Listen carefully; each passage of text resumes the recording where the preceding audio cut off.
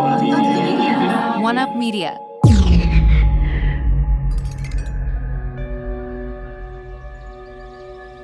Jolo Island is a small volcanic island in the southwest of Philippines and the primary island of the province of Sulu. More than 7,000 islands make up the Philippines, but a significant portion of the rapidly expanding population concentrates on just 11. Jolo Island is hot, oppressively humid, and wet, yet it sustains a population of approximately 500,000 people. Since the Philippines is a country that is primarily mountainous, it is extremely prone to seismic activities such as earthquakes and volcanic eruptions, with an estimated 20 active volcanoes scattered throughout the country. Moreover, the country is regularly subjected to the impact of typhoons and diverse storms, and Jolo Island is no stranger to these climatic challenges. Situated within the island is something called the Jolo Group of Volcanoes, which features numerous volcanic cones and craters, including the Bat Dajo cinder cone at the heart of the island. Bat Dajo is revered by locals as an exceptionally sacred mountain. In 1906, during the Philippine-American War, the initial conflict at Bat Dajo led to the ruthless killing of over 900 villagers, predominantly civilians, by US forces. Referred to as the Morro Crater Massacre, this tragic event involved atrocious acts sanctioned by the American government under the leadership of Governor General Leonard Wood and President Theodore Roosevelt. The aftermath was documented through photographs depicting grim scenes of mutilated bodies, including those of women and children, piled around American soldiers. Disturbingly, amidst these horrific remains, the soldiers were captured standing on them, smiling in apparent celebration of their victory. For decades, Jolo Island remains a location that has proved nearly inaccessible from the outside. But this challenge doesn't stem from geographical or climatic reasons, but rather from being the stronghold of one of the world's most violent terrorist movements. Abu Sayyaf, formerly recognized as the Islamic State of East Asia Province, stands as a militant jihadist and pirate organization. For over 4 decades, the group has consistently claimed responsibility for a range of heinous activities, including assassinations, kidnappings, piracy, extortion, and their favorite method of execution, beheading with a sword. Throughout their notorious history, Abu Sayyaf has been a source of regional instability and a perpetrator of grave acts of violence. In February 2004, the group orchestrated the most devastating terrorist attack ever recorded in modern-day Philippines, involving the bombing of the MV Superferry 14, resulting in the tragic loss of 116 lives. Among the victims were 6 children under the age of 5 and 9 children aged between 6 and 16.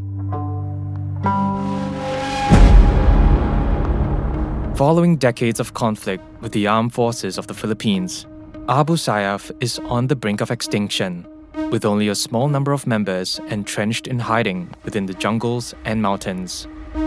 The Philippine Army asserts that they are on the verge of successfully securing the island from the extremists. However, in 2019, the group ominously teetered on the brink of a formidable retaliation. 15 people have been killed in 2 explosions. The blast happened in front of a Catholic church. There are reports of a number of injuries. Well, Nick, what we know basically is that deaths From One Up Media, this is Mass Murders.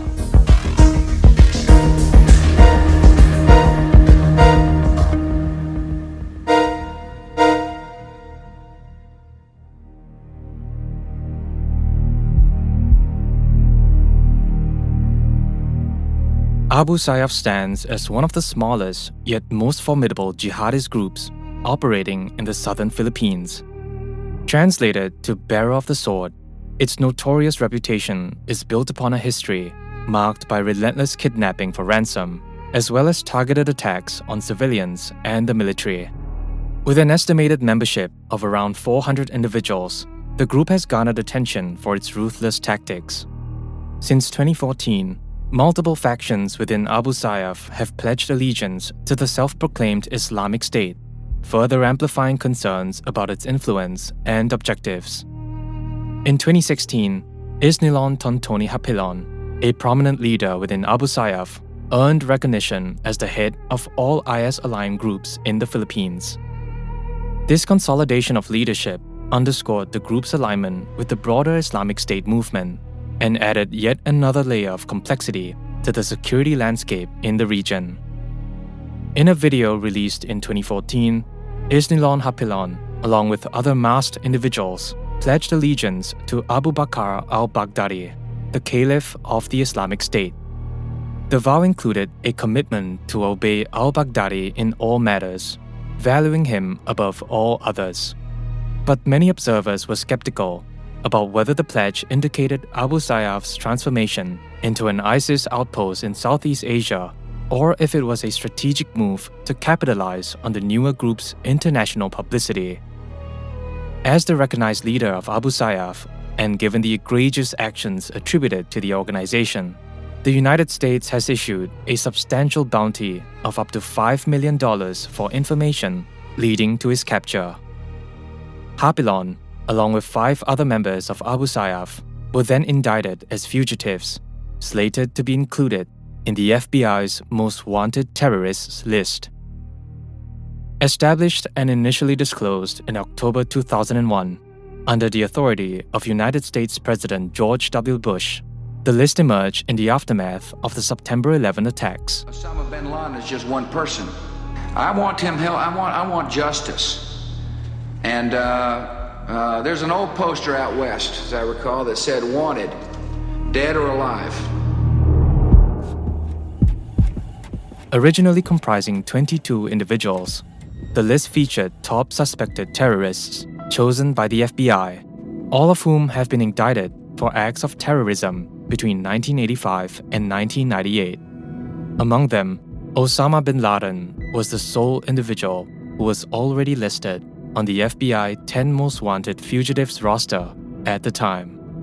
It is alleged that during the 1980s, the founding leader of Abu Sayyaf had a face-to-face meeting with Osama bin Laden, receiving a substantial sum of $6 million to establish the Abu Sayyaf organization.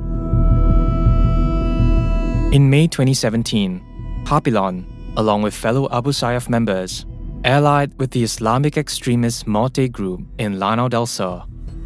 Their collaboration aimed to take control of Marawi city and establish an Islamic State caliphate in Mindanao, triggering the Battle of Marawi. More than 100 people have been killed and thousands displaced. The Philippines Defense Secretary had pledged the Marawi would be retaken by Friday. He says progress has been slow because the rebels have taken civilians as hostages. Marawi city was a city of some 200,000 people.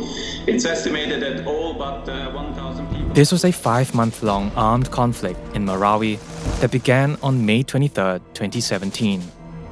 The battle was between the Philippine government security forces against militants affiliated with the Islamic State, including the Abu Sayyaf jihadist group.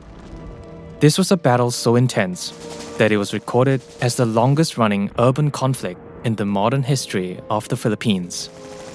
More than 1,000 have been killed, and more than 100,000 residents have been displaced due to the violence. When the fight finally ended in October, Marawi city underwent a drastic transformation.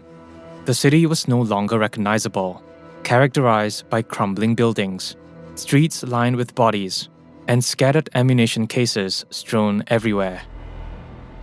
The culmination of the conflict was marked by the death of Isnilon Hapilon, brought down by a gunshot to his head. The demise of Abu Sayyaf's leader marked a significant triumph for the Philippine army under the leadership of President Rodrigo Duterte. It is the end of an era, says the Philippine military. The leaders of the mounting group, Isnilon Hapilon and Omar Maute, were killed in a military operation early on Monday morning. However, it was widely acknowledged that eliminating the leader of a terrorist organization didn't guarantee the cessation of terrorist attacks. If anything, It only provoked heightened hostility and retaliation.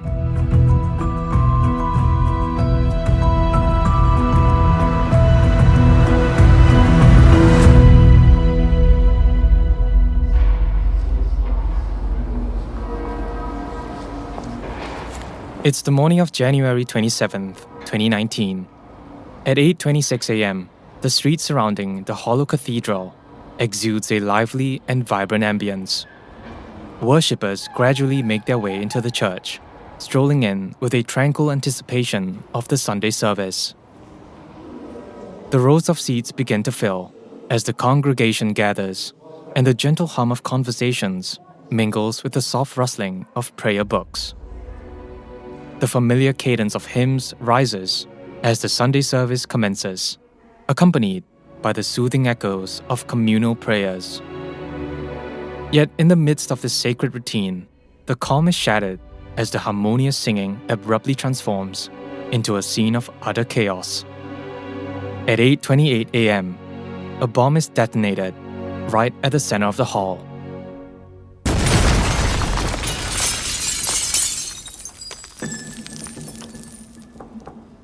Chaos immediately ensues as the bomb unleashes a wave of panic and confusion. The once serene atmosphere is abruptly shattered, replaced by a deafening cacophony of disarray. Worshippers who moments before were immersed in the Sunday service are thrust into a state of shock and terror. The air becomes thick with dust and debris as the force of the explosion reverberates through the hall. The formidable force of the blast shatters the once towering glass windows and blows the sturdy wooden doors of the church clean off their hinges. The congregation is now in disarray, with people frantically scrambling for safety. Amidst the mayhem, cries of distress pierce through the chaos as people desperately attempt to locate their loved ones amidst the smoke-filled aftermath. Blood is seen trickling down the faces of some, and body parts are strewn across the church. Immediately, troops from the 35th Infantry Battalion rush down towards the scene of the blast, swiftly converging on the site with a sense of urgency.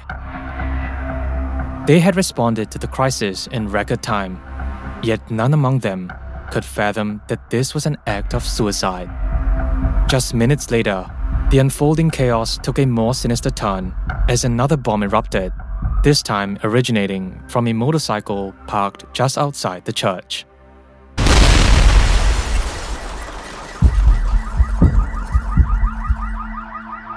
The unsuspecting responders caught in the blast faced an unexpected escalation of the crisis. Many soldiers and civilians were critically wounded when the second blast occurred, and some were killed on the spot.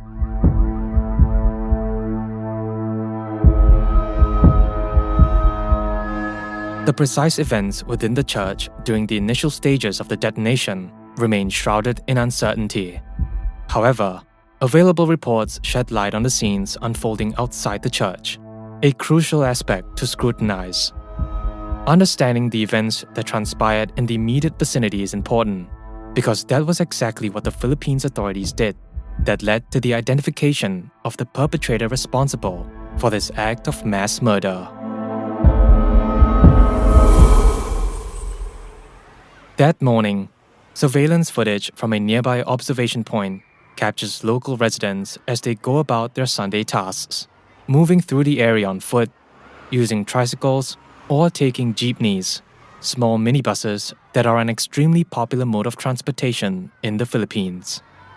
Meanwhile, clothing vendors are seen actively organizing their merchandise, bustling in and out of their tents, preparing to commence the day.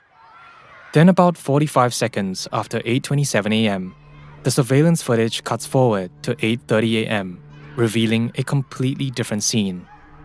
People are now strolling towards the cathedral, while some opt to stay in their present locations and observe from afar. One thing is clear: almost everyone is looking toward the direction of the church. It is believed that at the time of the jump in the video, right before 8:28 a.m., the first bomb was detonated within the church while the service was in progress.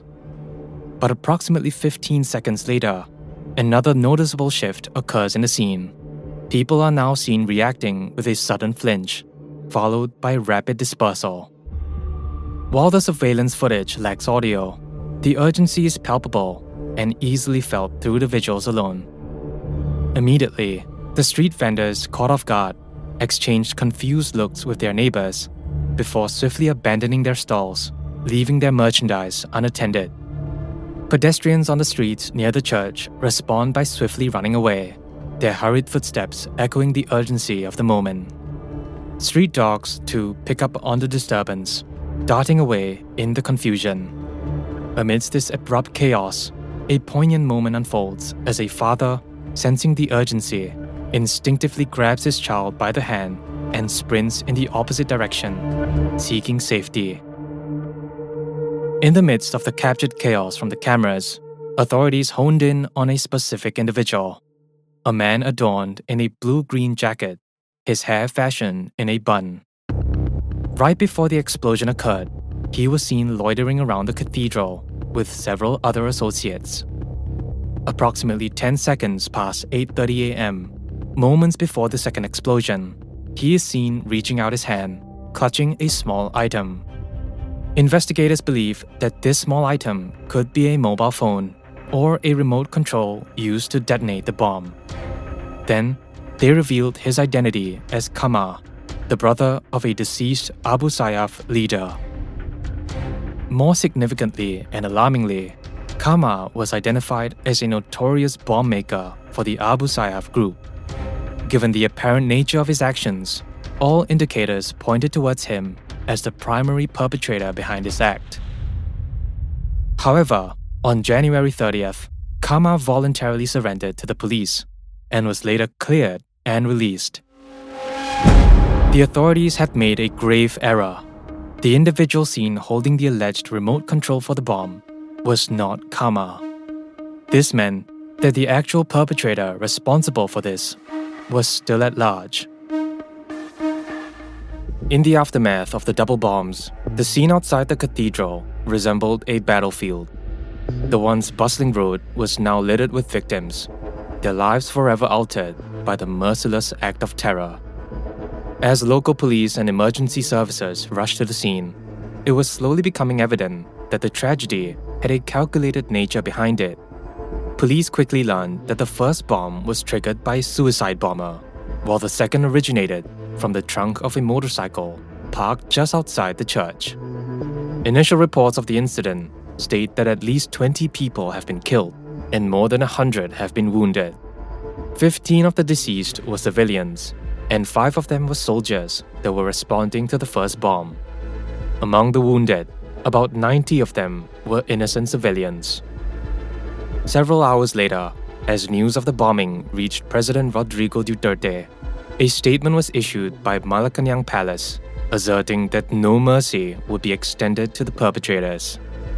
Presidential spokesperson Salvador Panelo stated that the pursuit of the perpetrators behind this heinous crime will persist until every assailant is apprehended and subjected to justice, with no mercy from the law. President Duterte himself then issued an all-out war directive, targeting the terror groups behind the tragedy, leading to a complete lockdown of Hollow Island.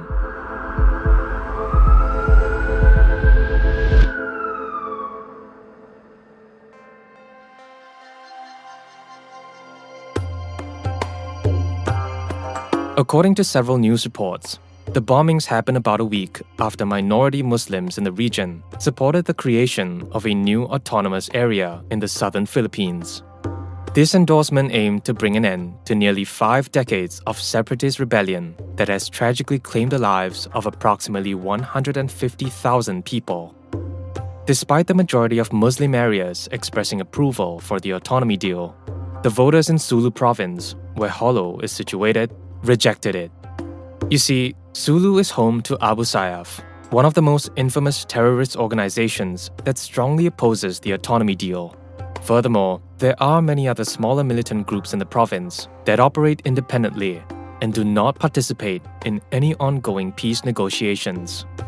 This complexity in the province not only highlights the diverse perspectives within the Muslim community residing there, but also emphasizes the difficulties in finding a comprehensive and universally accepted resolution to the long-standing conflict in the region. The referendum was attended by approximately 2.8 million people, and it endorsed the establishment of the Bangsamoro Autonomous Region in the southern Philippines, home to the country's largest Muslim population.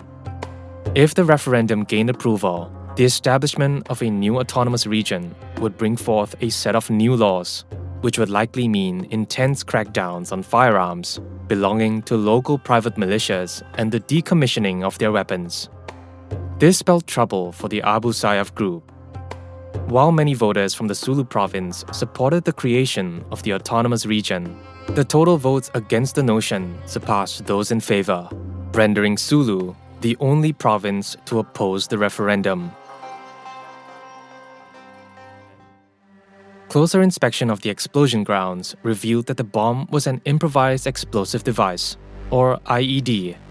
An IED is essentially a homemade bomb or destructive device used most commonly in terrorist attacks. Due to their improvised nature, IEDs can take various forms, ranging from small pipe bombs to sophisticated devices capable of causing extensive damage and loss of life. Police noted that the second IED was positioned within the utility box of a motorcycle that was parked outside the cathedral, but the first IED was actually detonated by a suicide bomber. On the 1st of February, Philippine Interior Secretary Eduardo Ano reported that 2 Indonesian suicide bombers played a role in the attacks, with assistance from local Abu Sayyaf members acting as guides. Police realized that one of the bombers, identified as Abu Huda, had been residing in Sulu province for an extended period of time. The second bomber, purportedly Abu Huda's wife, arrived in the province just days before the bombings. It is believed that the woman was the suicide bomber stationed inside the cathedral, while her husband executed the second blast at the entrance. Then speculation arose regarding the fate of the woman, raising questions about whether she had indeed perished in the explosion. Accounts given to the military by 2 surviving witnesses stated that they saw a woman hiding a bomb within her bag and leaving it on one of the pews inside the cathedral, triggering the subsequent blast. However, both witnesses were unable to provide a detailed enough description of the woman's physical features. According to reports of the incident, the husband and wife responsible for the attack may have received training in Surabaya, Indonesia, while the Abu Sayyaf group directed them, overseeing the learning of targets, conducting covert surveillance, and escorting the couple to the church. During the bombing, the wife, identified as wearing a gray-colored jacket and carrying a backpack, detonated the first bomb inside the church, killing herself in the process. Following this, the husband triggered the second suicide bomb outside the church. A woman and a man went inside the cathedral on the day of the blasts. The man later stepped outside, but the woman stayed inside along with the other churchgoers. The witnesses tell Sulu police the woman's clothing was suspicious. The witnesses add the woman was still there when the bomb exploded. They say the bomb went off in an area where the woman was sitting. As for the man who stepped outside the cathedral, it's still not clear with the police what he did next. But they say the second bomb was either hanging or suspended when it exploded. It is noteworthy that before the bombing at the cathedral in Hollow Island, a comparable suicide bombing incident occurred at another Catholic church in Surabaya, Indonesia, less than a year ago. Hence, with numerous church bombings occurring during that period, the local community was left in shock and confusion, grappling with the evident animosity between the 2 main religious groups. The attack in the capital of Sulu province comes 6 days after a referendum on the nearby island of Mindanao. Voters in the Muslim-dominated region overwhelmingly approved a deal for more self-rule. But voters in neighbouring Sulu province, where Jolo is, rejected it. There are attempts to stoke up a communal conflict. But the thing is that so far, none of these attacks on the churches have resulted in such type of hatred between Muslims and Christians. More importantly, however, this was not the first time a bomb had been set off in the cathedral on Jolo Island. On January 10, 2010, a grenade was hurled at the tombs of 2 former bishops in the cathedral. Seconds later, the grenade exploded, shattering the stained glass windows. This incident occurred just an hour before a scheduled mass, and miraculously, no injuries were reported. Then on May 20th, 2010, another grenade exploded in front of the cathedral at 9:30 in the evening. While the cathedral's architecture sustained minor damage, there were no reported fatalities or injuries.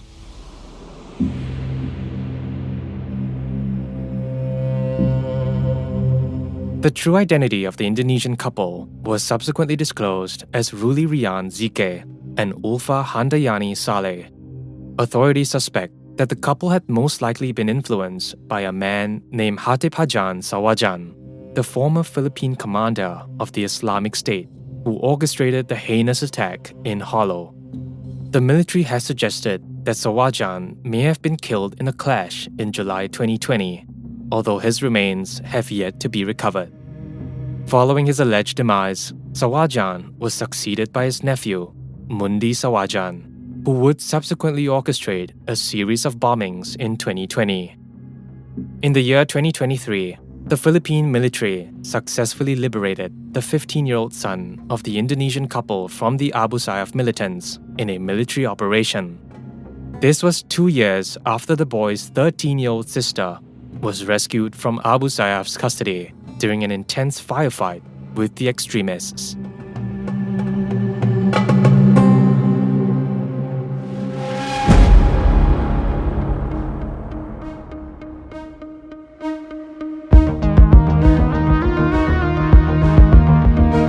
Mass Murders is a One-Up Media original. A quick word on our reenactments and dramatizations. While we can't know exactly what they say, think, or feel at the moment, it is all based on research. This episode was executive produced by Guang Jin, produced and written by Ethan Sam, edited by Alex, narrated by Jason, audio experience by Ethan Sam, with additional engineering by Ashley from One-Up Media. Thank you for listening. We'll see you in the next one.